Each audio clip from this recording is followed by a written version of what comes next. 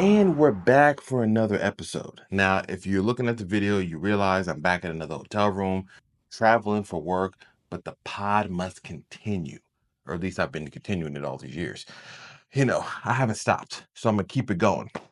So, welcome again. It's Cameron Biggs, your host of the CarQuicks Podcast, the automotive experience. Welcome to episode 87. And how are you doing? Your loved ones, the children, how's life treating you? How's the new year been going? I mean, they don't really say the new year in March because it's like, hey, yo, whatever you had planned is going on is probably in the flow right now. But hopefully everything is going well. I can't complain. Another good week. I'm working, I'm traveling for work, blessed to be working. I don't complain. I like what I do for a normal day-to-day job. This isn't some like mundane 9 to 5 that I get to do. So I can't complain because rarely do people get to do what they love to do for work. And then I'm also doing something else I love when it comes like the podcast and what this is doing for me as well. And the things that are being presented to me as opportunity. It's just a lot of things that I said I was going to do years ago are lining up because I put forth the effort. That's what we're doing here. So let's get into what is going on this week. Now, a couple podcasts ago, I talked about the Morgan, and that was the Morgan Supersport. And they were going to announce it March 13th it was, and obviously at this recording, I think it was March, I said March 13th, but it's the 12th right now I'm recording this, and I think they just shot it a little bit early, but check these pictures. So the Morgan Supersport, like I said before, is like this, if you look at the pictures, or if you look it up, it's like a classic British sports car, sports coupe. It comes with a removable soft top. It comes with a removable hard top in carbon fiber, no less. BMW inline turbo 6, 335 horsepower, 369 foot-pounds of torque. Has 0 to 60 in about, 3.9 seconds, almost 4 seconds.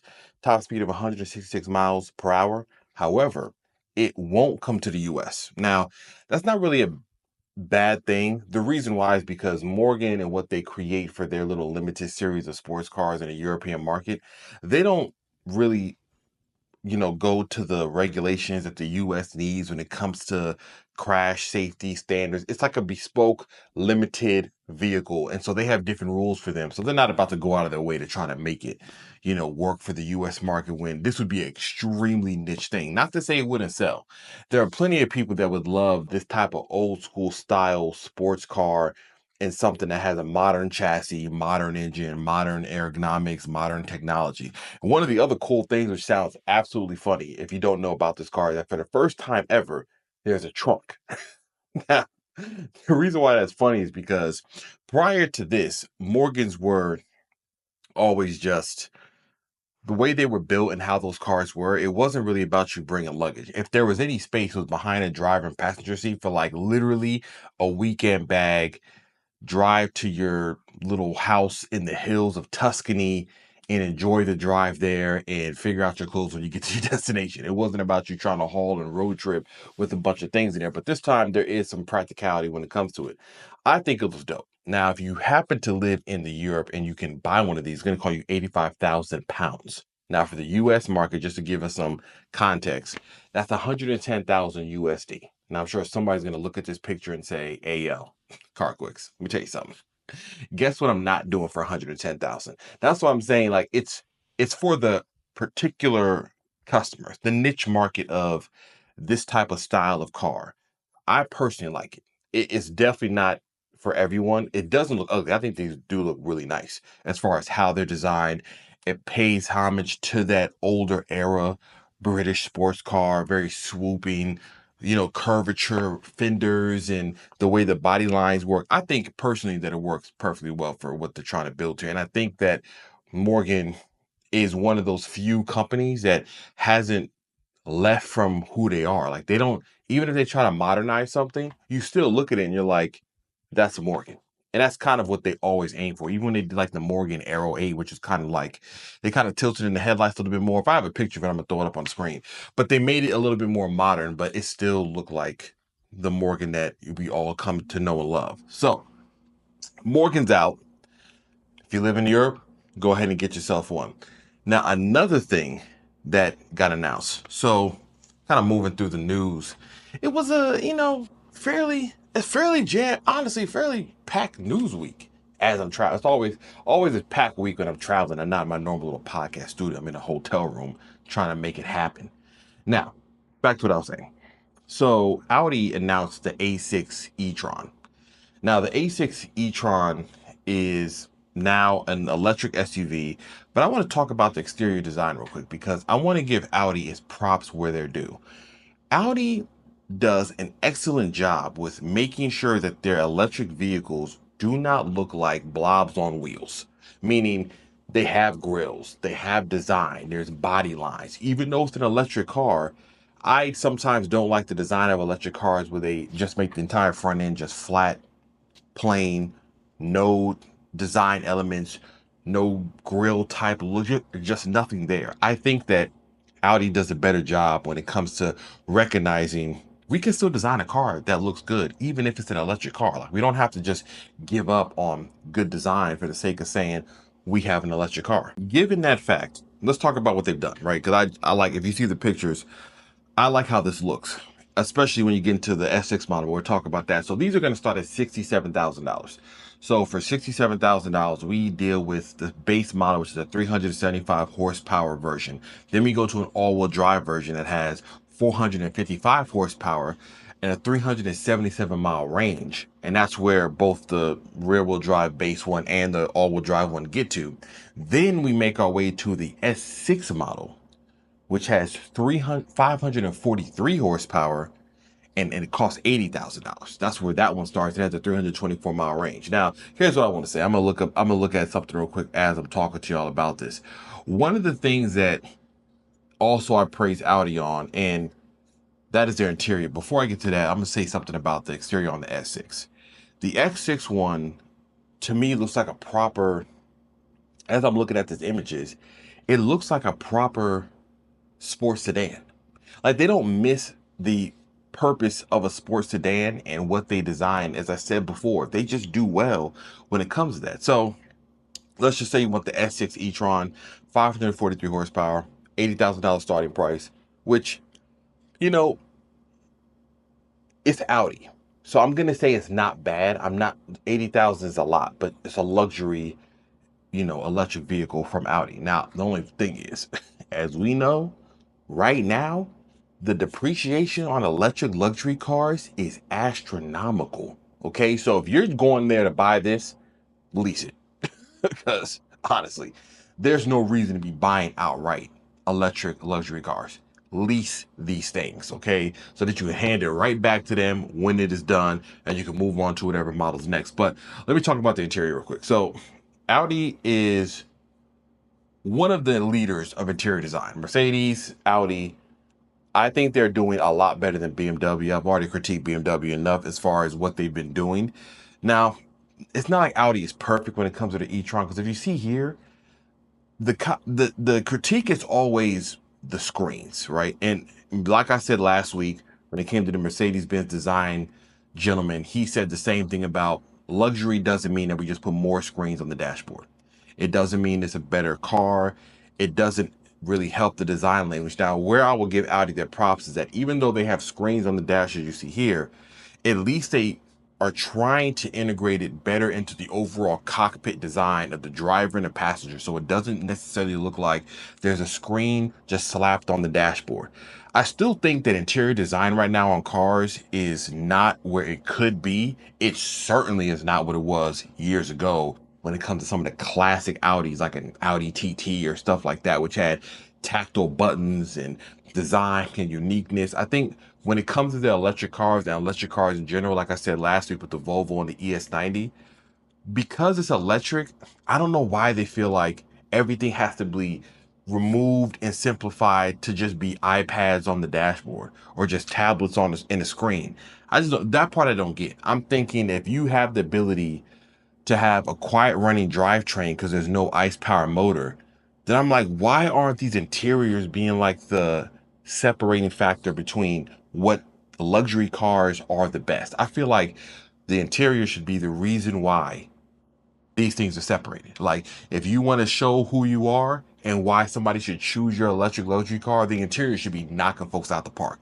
Folks should get in there and be like, the colors, the choices, the gear, the tactical feel, the material, all this stuff should be top notch. It shouldn't just be, yeah, we're going to give you the same material we have in our ice power one. We're going to take away a bunch of the buttons. We're going to put on some more screens. We're going to say, here's the electric version. I just think that's a little bit lazy. But anyways, that's just my critique on the interior. But as far as some of the trim levels, you can get in premium, you can get in premium plus, you can get in prestige. And if you're used to Audi, that's, I don't know. Think of it, if you think of any of the cars, just like the material going all the way up as far as the features go, as far as the interior technology, like the audio systems and things you can have on there and the luxury items, all those will go up. So every model up to that point can have each one of those trim levels as well. It's supposed to show up somewhere at the end of 2025 going into 2026. There's a few cool upgrades they have, like the headlights are like, you know, these LED headlights. They have ambient lighting on the side. It has like 84 colors, which is funny because I'm like, so LED interior lighting. Now it's ambient lighting. I mean, you can throw it in my little Corolla if you want, you know, if you want to add that as well. But overall, I think when it comes to how this looks on the outside, however much I do like BMWs for some of the cars they have, Audi's beating them when it comes to design of how theirs look compared to the iX models.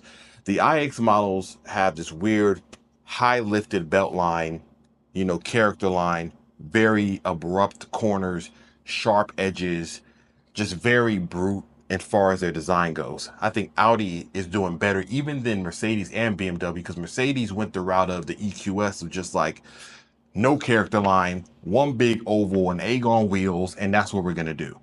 I'll even say a Model S has a better character line design than the EQS from Mercedes. And BMW is going so far as being like so opposite of everything else that they kind of lost where their design language should go. Audi, I think, did better when it comes to pulling in their current ICE power design and then bringing it into the E-Tron. That's what I think. So if you're in the market, if you're thinking the E-Tron is something that's up your alley, you don't want to buy a Model S, you don't want to buy a BMW iX, you don't want a Mercedes EQS or any other car that's electric from any luxury brand, then you can just go ahead and get the little E-Tron. I do like these though. Like I said, they did a good job. The price point isn't terrible. I mean, yeah, an S6 E-Tron is $80,000. So is a variety of cars in this league when it comes to these luxury cars. So I think the kind of price there is better. I don't know if they're going to do like an RS6 e-tron. I'm sure if they did, it'd be like 100,000. Then I'm going to say, okay, now that's not worth it. Because even if it had like a 600-700 horsepower electric motor, it's going to be like, okay, well, we're already losing mileage. The normal 455 horsepower one is really the real answer. Honestly, that's the one you should get. Get that, get the prestige package. You get like the better wheel option. Maybe they got some sport little trim packages on the outside. But you get the better range at 377 as opposed to 324 because you just want an extra like 50 horsepower. The other one has 450, well actually no, not 50, it's almost 100 horsepower, I'm tripping. The other one has 455, the S6 has 543. The only reason why I would say the S6 is if they don't give you some of the other outside features like the bigger brakes and the wheels and kind of how the body looks. I mean, I like the sporty variant of most any car. If there's a sporty version of it, let me get that. I got the sporty version of a minivan. Okay, so that's kind of how I roll. Now moving through, there were some other electric car news. Actually, a good amount of it was announced for the European market, and that was coming from Toyota. So Toyota was, I guess they had like a press conference. I didn't look where they were at, where they were talking, but I know that for the European market, they spent all of like today and yesterday announcing a list of cars. Now, funny enough, they all kind of look exactly the same. The design language when it comes to their electric cars is very much handling the same thing. So one of them they released is a CHR Plus. Now, when I knew this happened, but you don't really think about something until you like read an article on it. And that is the CHR was discontinued in America in 2022. I do remember that part. I never thought to look up if they continue making that model in other markets. Well, lo and behold, it's been going on in other markets around the world, especially in the Europe market, that they've continued the CHR. And so today, well, not today, yesterday, was it today? Yesterday, they announced the CHR Plus, which is their electric version of the CHR. And honestly, the new styling that they have looks vastly better because it's taken some of the design languages of the Prius. Like if you look at the Prius, you look at the CHR, you could tell that they've taken some of the design language that the Prius had and put on the CHR. This is way better than what we had inside of the US market before they discontinued it in 2022. So I'm like, if they were continuing this look in the other markets, it could work here. Like it's not a bad looking subcompact SUV. More importantly, the electric version they have actually isn't terrible. So for instance, you can get this in either 164 horsepower, and this is all determined by the battery, right? So you can get in 164 horsepower, or you can get it all the way up to 221, or you can get it all the way up to 337, which 337 in this size of a little subcompact is actually, that's impressive. I'm not gonna lie. I don't think this weighs too much. You would never suspect that something in this small of a size was packing that much power, even on the electrical side. Because even on 164, I'm like, that's probably more than enough to kind of tool around town. Now, I don't know what their range was, because I was looking this up and trying to find out what they were saying the range would be for these systems and what it could be. But they haven't said it. So if I'm taking a guess, I'm imagining it has to be over 200.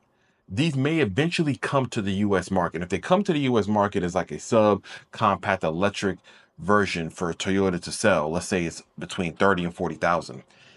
I would say if these can get close to 300 range, even on the 337 horsepower one, I don't know if we'd get that electric motor version here, but let's say we had the 221, it got like 250 to close to 300. The way this looks, this could be a good sell as far as people wanting an alternative to a Model Y, or maybe wanting an alternative to any other electric vehicle in this kind of subcompact car. I think it could do well. Now, like I said, I don't know the full range. We don't know if it does come to the United States, it's probably going to be somewhere around 2026 model year, because it comes out into the Europe markets in the end of 2025. So if we're to get it here, think 2026, it gets introduced. But I do like how it looks. I think the interior is much better than the car that I'm going to talk about following this. It is basic Toyota kind of CHR interior. Yes, it's a bigger screen infotainment thing on the dashboard, but don't come to this expecting to be wowed away, because there's a price point they're trying to hit. Now, as far as the battery sizes, it said there's 51 kilowatts and 69.3 kilowatt hour batteries, which are fairly decent. Those aren't that big. That's why I think that even on the 51 kilowatt hour battery, depending on how they have designed their drivetrain with the motor, it may not be, I'm hoping it's 200 and over. That would give them a better shot at being successful in this market. But if it's like 180, it still can do well. There are, like I said, there is room for vehicles that have on a 200-mile range in specific cities if it's marketed that way for them. If you live in very large cities like Houston, urban sprawl, where there's, one side of the town to the other side of the town can be an hour and a half, then obviously you run the risk of having to convince people that it's enough range for you to do your day-to-day life and not have range anxiety, right? Especially if you're in the heat trying to run the AC at full tilt, because we got blazing hot summers. That type of thing has to be acknowledged when you're trying to go through this. So as far as I'm concerned, I think this looks cool. As far as the subcompact, it looks vastly better than the previous CHR. If it comes here looking like this, they could actually make some type of splash into the electric subcompact market. I think Toyota would do better with this than the other car that they did refresh as well, and that is I can never get the name of this right. It was like the BZ4X was also announced. Now, I was at the Houston Auto Show and they had the BZ4X there. And I said in my video, if you haven't watched my video of the Houston Auto Show, when I reviewed all the cars there, go check that out on YouTube, okay? Make it happen. I went to that car and I said, I just never liked how this car looked. It was a collaboration they did with Subaru.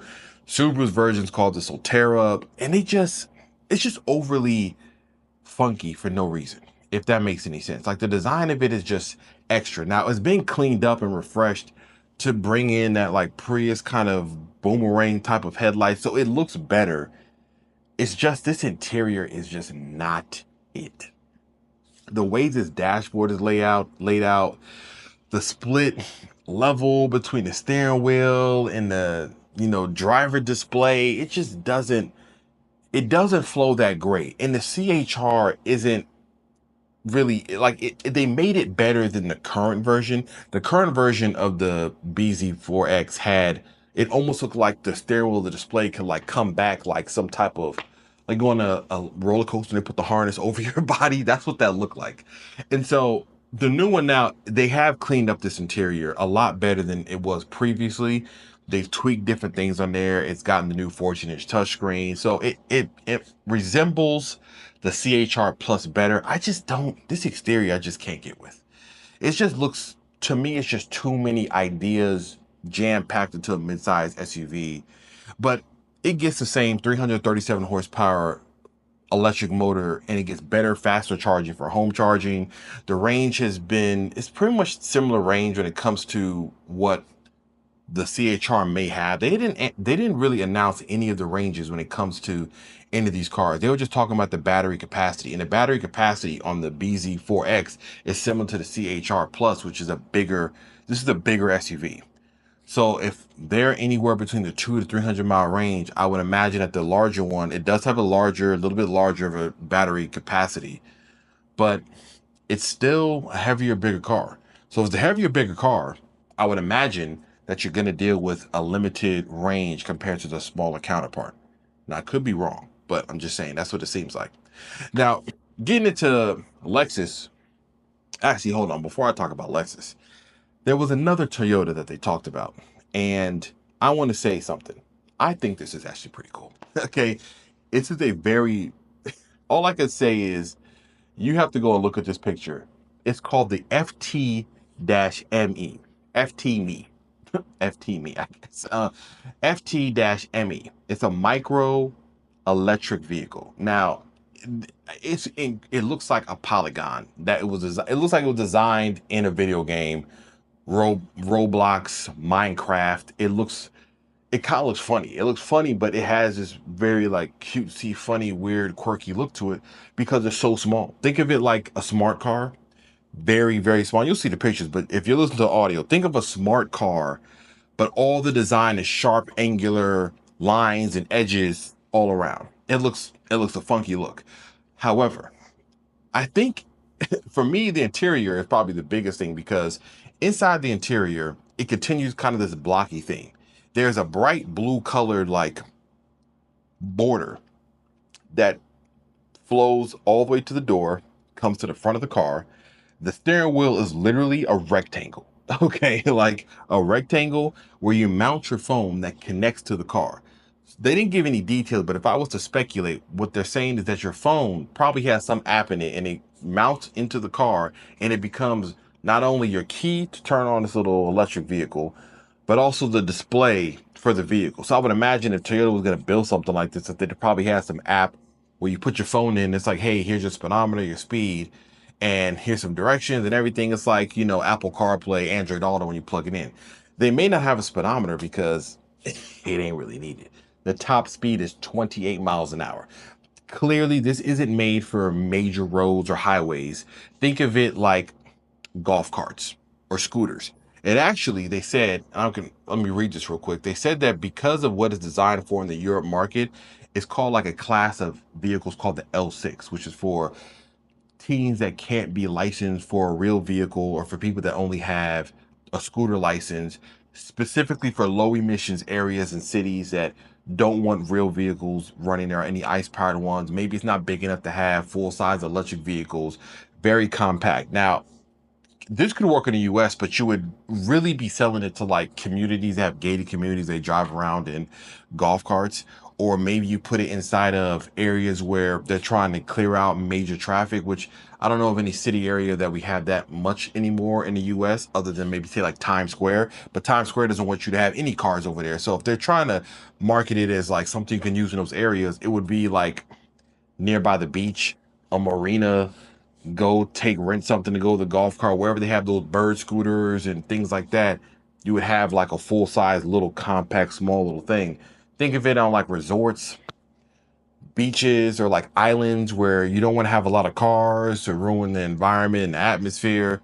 That's where this could go. I think this looks I think this looks cool. Now, one of the other features it has, besides obviously a low top speed and a range of say 62 miles, was that the passenger seat can actually be removed and it's big enough, they said, to hold a folding bike. Now, I don't know what a folding bike is as far as like the size of it. There are folding bikes, but is it an electric bike? Is it a mountain bike? What are they saying? But if you did remove it, they had a picture, you see, it's the interior of like a long box in there. So clearly what they're saying is you can take out the passenger seat and then use it as like some utility of like moving the seat and moving the box wherever you need to go. I don't think you would, honestly, I'm trying to figure out where you would be with a 20-mile-an-hour top speed that you're picking up a long box of anything, because IKEA ain't nearby. So I'm thinking maybe they're saying if you're moving stuff around. But regardless, Toyota released that as a concept. I don't know if they're ever going to do anything with it, but they threw it out there. It's called micro mobility. And if you've been following anything in the automotive industry, micro mobility in these cars that are just very compact, very simplified for these low emissions areas or driver carless areas has been a constant theme and a constant concept they've had from multiple manufacturers. Now, has anybody released anything that's worthy or of value that would actually come to the market? Not that I've seen. Like I said, it's a go-kart essentially with just kind of a better, funkier looking design and from Toyota. But who knows what they're going to do? I just think that the idea, if it's placed in the proper areas and proper channels, it could work. Now, let me get back to Lexus real quick, because Lexus, Toyota Lexus, same umbrella. They did announce something or talk about something that is something quite interesting I want to discuss. And that is they released an updated version of the RZ model. And the RZ model is only in the Europe market. And they released a new model called the RZ550E. It's a 402 horsepower version of the regular RZ electric SUV. But I'm not going to talk about the SUV. I'm talking about a feature they have inside of it. One of the features they have is called steer by wire. Now, if any of you all have been watching the CarQuicks YouTube channel, I actually put something on the GR Corolla as far as the part goes that was to, what was it? What's the word I want to use?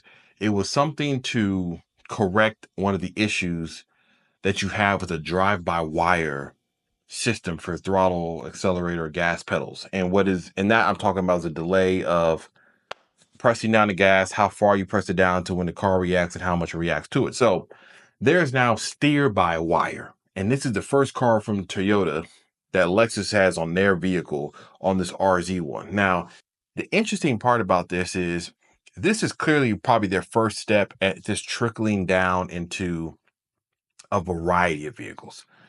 I don't think, not their GR sports cars, because that is a tactical feel of steering and sports car driving. But if it's like a Camry, a Toyota Sienna, I mean, even a truck, a Tundra, a Tacoma, and we're talking about these vehicles where somebody isn't trying to drive them in a spirited, sporty manner.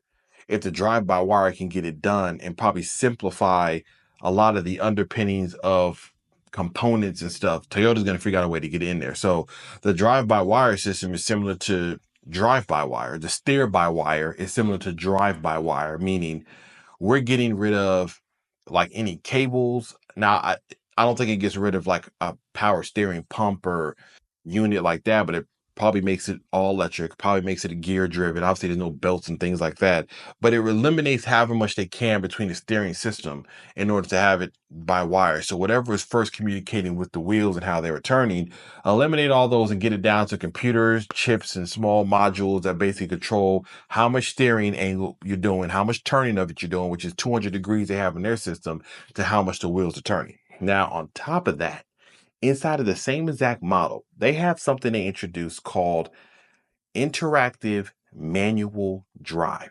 Now, this has been something that Toyota has hinted at for a while, and it was them emulating the feeling of a manual or 8-speed manual transmission in an electric vehicle. And here's what they said. They said the details are few, it's software based.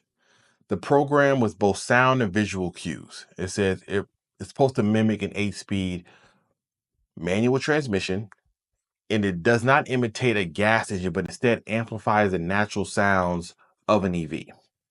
Now, here's what I'm hearing.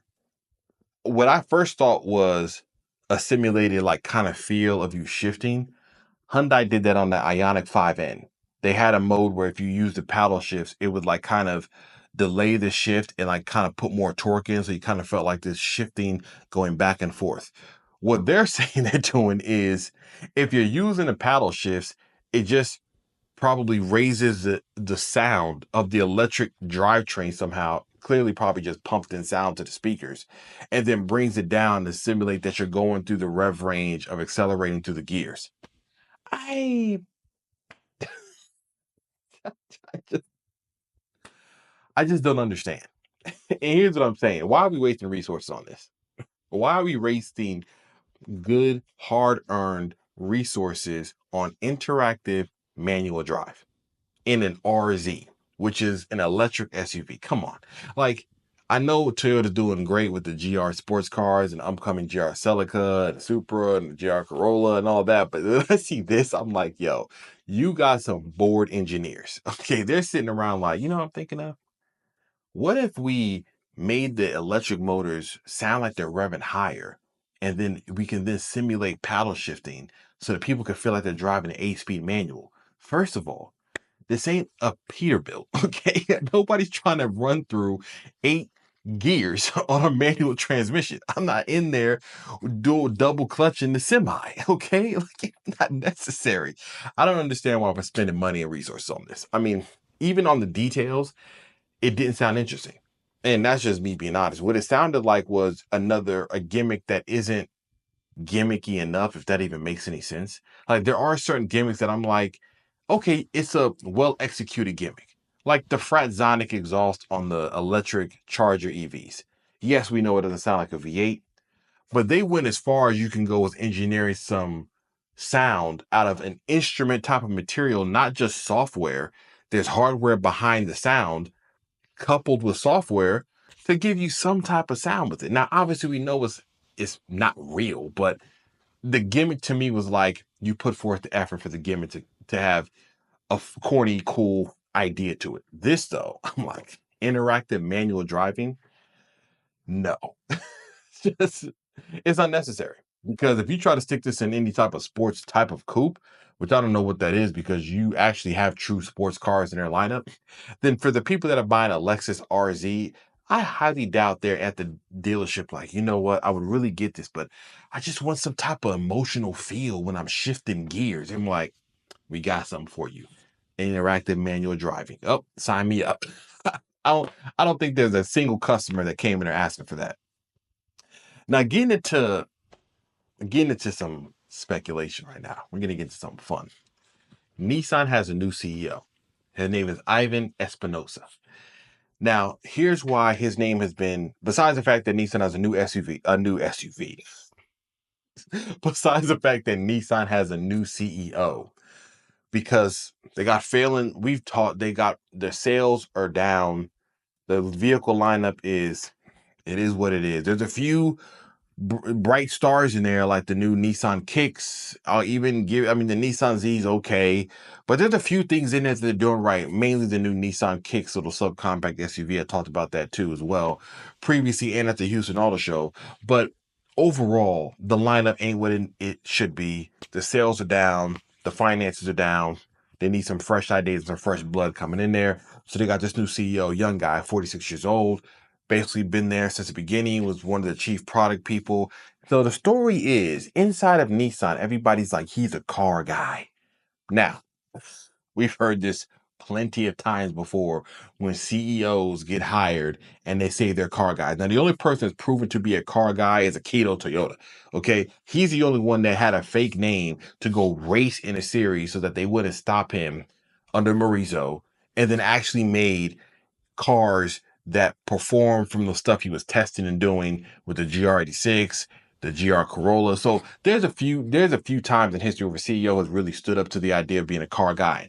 Most people, if you read the forums and they heard this news, they're like, define car guy. What do you mean? Okay, what do you mean car guy? What are we trying to say? Let me give you an example of like what's going on.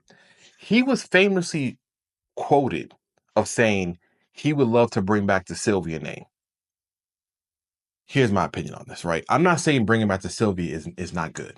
That's Nissan, if you want to get back into the graces of the community, make a Sylvia. The problem that you would have to overcome is screwing that up. Because if you bring back the Sylvia and it's trash, it's over. Like you bring back the Sylvia nameplate and you stick that into anything electrified, folks ain't feeling it. Mainly because Nissan, I'm not saying you can't have electrification in sports cars that can be amazing, a la the 918 Spider. I mean, I know that's the extreme, but I'm just saying Nissan doesn't have any history of good electrification as far as even on their electric car. Like the Nissan Leaf is like, okay, if you really want to buy one, they don't even look good. But they don't have a long history of hybrid performance power. Now, obviously, they've done performance cars. The Nissan Z, while the new one is kind of just leftover ideas that's been reskinned, they have had a 350Z and 370. They had a GTR. So they've done this before. If they really want to come, if this dude's a car guy, I'm like, copy Toyota's ideology on the GR86. Keep it simple. Sylvia, all the way up to the S15, has always been powered by Turbo 4's rear-wheel drive. You don't got to reinvent the wheel. You don't got to stick a inline 6 twin turbo, and I'm sure folks would love it.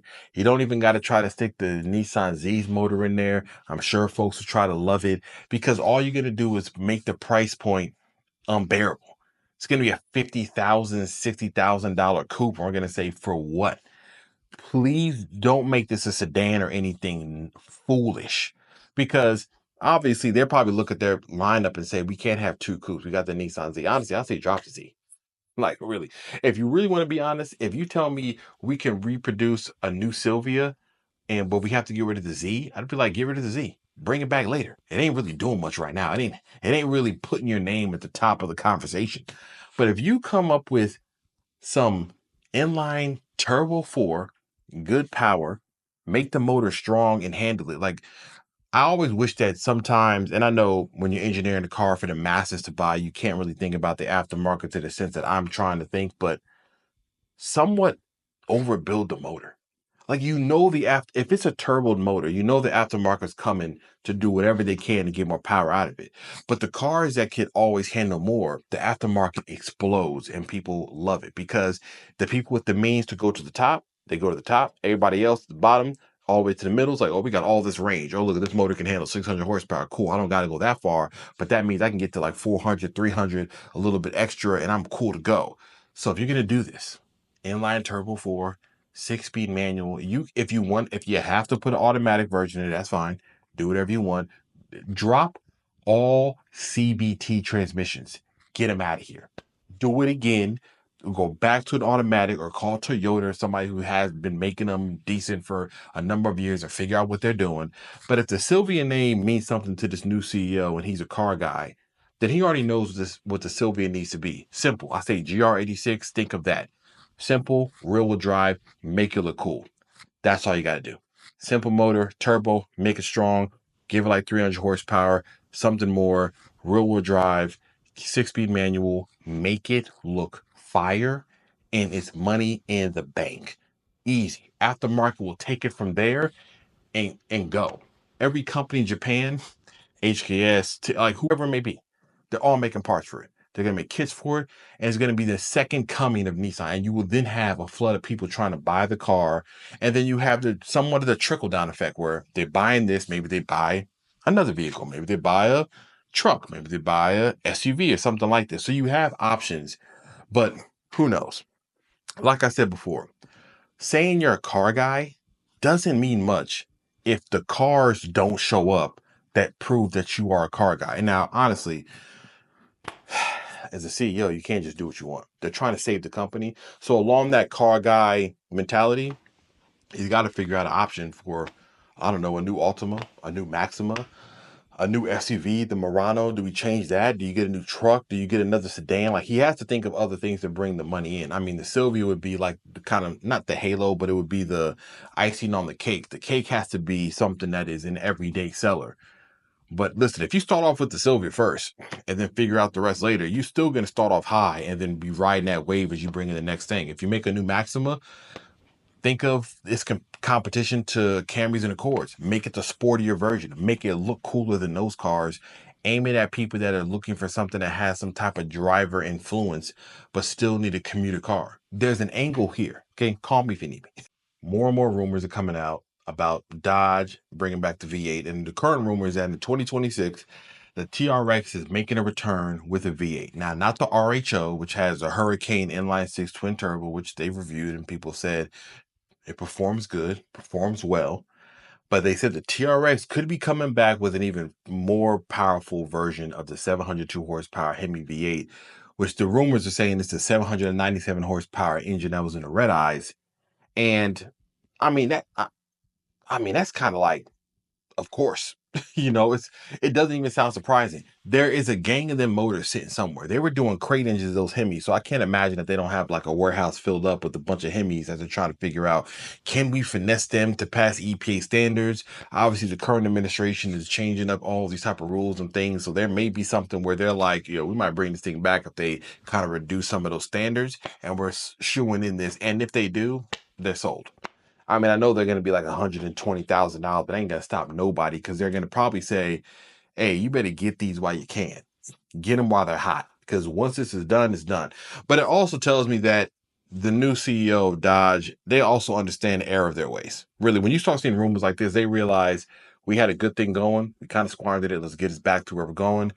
And if you're thinking about like the incoming inline Hurricane 6 on the Chargers, I mean, to be frank, I said that those engines aren't bad. They said that they can handle probably up to like 1,000 horsepower.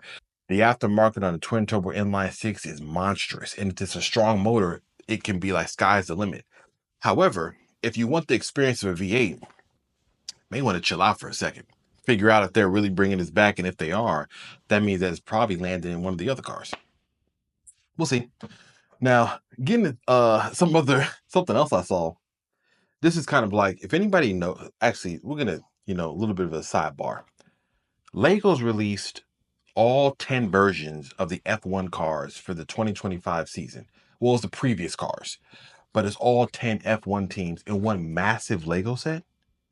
I just want to, PSA to anybody that knows and loves me, you know what to do. Okay. Link in bio. But, and F1 season starts on Friday of this recording. Practice, qualifying, Sunday is the race. 2025 season. Yes, I'm rooting for Ferrari because I've always loved that team and I've loved Lewis Hamilton. I've been back and forth between Ferrari and Mercedes for years, but guess what? Now it's all together in one team. Now, I don't know what they're going to do this year. Most likely it's Lando and Verstappen as far as what's going to happen. But I'm not an F1 podcast. There are plenty of them I listen to. Go listen to the F1 podcast everywhere because they got much deeper dives. I'm just going to watch it and enjoy myself. Now, back into the rumor mill real quick. The Audi R8 is suspected to come back in 2027. That's really not even a surprise of a rumor. What they're saying is that the underpinnings are going to be of the Lamborghini Temerario, which is the new Huracan replacement. It had a twin turbo V8, 3 electric motors, 907 horsepower. What they are saying is that it probably will have even more horsepower because by the time it comes out, there should be another variant of the Temerario that would have even more power. So they said that they could be like an R8 GT with like up to 1,000, which, I mean, that's not a far-fetched idea. It already has 907. They're going to find another 100 horsepower for some of these variants. Trust me. And this isn't far-fetched. What I would be interested in knowing is what it would be designed as, because the R8 is one of the best looking supercars designed of our time, even from the original one, good old Iron Man, all the way until the last time it was produced. So I would really want to see what Audi has up their sleeve as far as how it's going to look. And because it has some hybrid technology in there with the electric motors, they did say that it possibly could have the E-Tron moniker on it, which I think would be kind of cool because it will still give them the visceral motor engine part of it, but it will have the ability to be kind of in an E-Tron lineup if they decide to go that route. This is not a surprise. This is, to me, this ain't even really a rumor. When they said it, I was like, that's kind of a guarantee. I was just waiting to see what they're going to look like. But continuing on to that same rumor mill, or not rumor mill, or more so like what they were discussing and talking about. Porsche was back speaking about more news when it comes to their vehicle. Now, one of them that they're talking about is the 992.2 GT2 RS. And they said on that model, they said it will raise the bar even further in the sports car segment. So here's what I suspect. They already said the GT2 RS was a 700 horsepower twin turbo inline, 3.6 liter boxer six. The new one is like a I think another 3.6 liter based off the T hybrid 911 single turbo motor with an extra turbo on it. If it already made 700 in the current last version, this one is 8 or more. What I do think is, I think like, and maybe some people won't believe this, but I think the ZR1 with the wild amount of horsepower made, all the records is breaking every single racetrack. I don't know if they release anything when it comes to the Nürburgring, but I think that alone is causing all these companies that have these like $400,000, $700,000 ridiculous super sports cars are like, we can't have that. If they're talking about raising the bar again on the sports car segment, I'm like, well, ZR1, I think I might have raised that bar already. So if you're saying it's beyond that, that means that I would not be surprised if they're looking at that car as like, we can't have them trying to wipe us off the floor when it comes to this level of performance. We got to build something equally. Now, when does it come? Probably sometime after the 992.2 Turbo, which is a newer one that's going to be coming out, and then they're going to talk about the GT2 RS. But there isn't a picture. There isn't even a camouflage test mule running around Nürburgring. But the idea that they're even speaking about it and what it's going to do tells me that they're very serious on the fact that they have to make sure that it outperforms whoever's in there. Now, before I wrap this up completely, there was some crazy news. Somebody sold an S2000 with 42 miles on it for $95,000. I'm telling you now, I used to own an S2000 before I had the GR Corolla. An amazing sports car, an icon, one of the best driving cars you will ever drive of the time. Just be wary of the snap oversteer. It will it will wake you up. If you like old sports cars, JDM sports cars from the 90s, if you find a clean example, you're paying top dollar now. It's over. It's over. Now, I know like sometime last year, they sold one with like 450 miles for like $42,000. I guess the difference between 400 miles and 42, it's 50 grand. So that goes to tell you. And the other thing too that's interesting is that even though it has so many low miles, you really can't drive it. The moment you start driving it past 42 miles, and you get it to like 70, 800, you lose so much money on it that the value now is preserving how little miles it has. And as I've said before, I think it was like a 2000 model. It's been sitting, it's the same rubber bushings. All this stuff deteriorates. You can't drive this thing without replacing all of it. So really it's a museum piece. But the main thing is that whatever the market is for our JDM loving sports cars that we all know, have seen growing up, like if you're looking for a clean old school example, the time is ticking. Okay, it's getting to critical stages now because Honda's not making another S2000 no time soon. They just brought back the Prelude. The Prelude isn't obviously like the older Prelude. I do think that it still will do very well. Me personally, I think that it has its market. But the idea of an S2000 is far-fetched. I don't even think that that's even anywhere on the MO. The rumors they've had of an S2000 always talk about hybrid like turbo power, and the reason why everybody loves the S2000 is because it was like an extremely well built, high powered, four-cylinder, high revving, a full experience. It wasn't a turbo experience because that changes what the car was like. The allure of it was revving it out to 9,000 RPM or 8,000 if you have an AP2. And it was just that experience. This can't be replicated just having, more torque for the turbos. Like that experience has to come from that high revving motor. So I'll see. All I know is that if you like one of those cars, go and get it. Okay. Your time is of the essence. Now, because I'm traveling, as you can see, or as you can hear, there is no GR Corolla updates. Sorry, don't got any. I put the little throttle controller on. The video is doing amazing. I've gotten tons of questions. I even got the gentleman that runs the company that distributes those throttle controls, he emailed me and said, that's the most informative video we've ever had on that shift controller. And that's the type of stuff I like. I like to just do the work without you asking and do a thorough job. So that way I can hopefully, as I do this, build relationships on my output and they believe the words that I say. So if I go to a company and ask like, hey, I would love to partner with you to see if I can utilize or do this part, and here's the work I've done, they see what I've done and say, hey, he's a man of his word. He did these things without us asking and did them at a high level and a high quality. That's the whole point. I love this producing videos. I love putting stuff on the car, testing it. That's what I love. Okay. Even if it wasn't, doesn't matter. Paid or not, free. I pay for the stuff at times. It's just enjoying doing the work and producing a video so that somebody who's searching online and looks this up can say, oh, this dude broke this whole thing down. So if you haven't checked that video out, go check it out. In the meantime, I'll see you guys in my normal place, my normal little podcast studio in the casa next week. Well, actually, I may be traveling again next week. Who knows? We'll see. But I may not. And if I'm not, I'll be back where I am. But until then, as I always say, do as you wish and do as you may. It was Cameron Biggs, your host, for another hotel edition of the CarQuicks Podcast. I'll see y'all around. Peace.